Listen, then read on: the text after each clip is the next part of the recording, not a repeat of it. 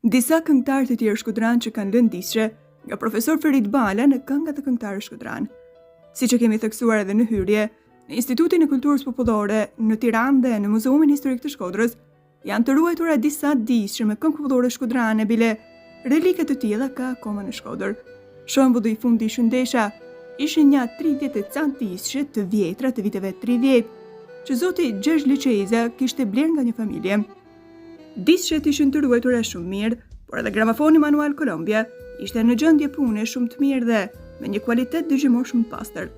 Disqet kishin disa regjistrime shumë interesante të atyre viteve, jo vetëm të këngëtarëve, por edhe të orkestrës formore me marshe dhe disa orkestracione interesante të fillimit të ahengut shkodran.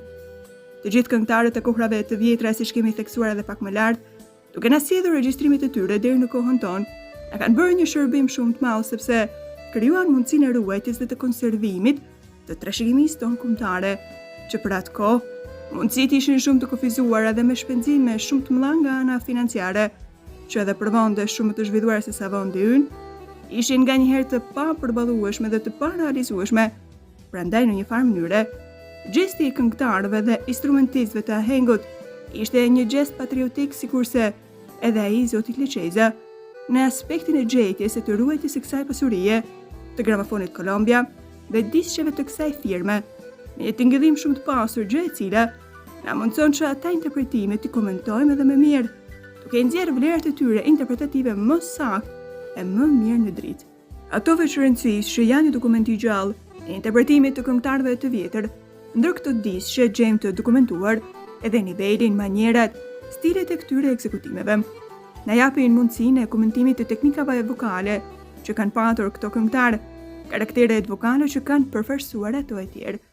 Duhet të nënvizojmë këtu se ishte një sukses shumë i madh jo vetëm për ruajtjen, por edhe për përhapjen e njohjen e këtij thesari edhe nga popujt e tjerë, të kulturës tonë emocionale, të shijeve tona meloritmike e tjerë. Gramofonët dhe disqet ishin mjete që lidhin botën e përparuar me atë pjesë të botës së panjohur deri atëherë, të ndryshme dhe të varfër materialisht, por jo shpirtërisht e emocionalisht. Lidhin një pjesë të shoqërisë me atë pjesë tjetër të shoqërisë që ishte në hije me shtresat më të larta. Siguron komunikimin kultural, artistik dhe emocional e muzikor në mes të shqiptarëve në radhë parë, pastaj edhe të asaj bote që nuk e njihte këtë vend të vogël. Që t'i shpëtojmë ndonjë gjykimi të gabuar, duhet të nënvizojmë një gjë kryesore, se niveli i formacioneve shoqëruese dhe interpretimit për kohën ishin më se normale, po ashtu edhe regjistrimet janë bërë në ambiente ndoshta të papërshtatshme si nga ana akustike, ashtu edhe nga ana nivelit teknik të aparaturave të përdorura për regjistrim. Prandaj, disa prej këtyre regjistrimeve mund të duken të dobta dhe të diskutueshme sot.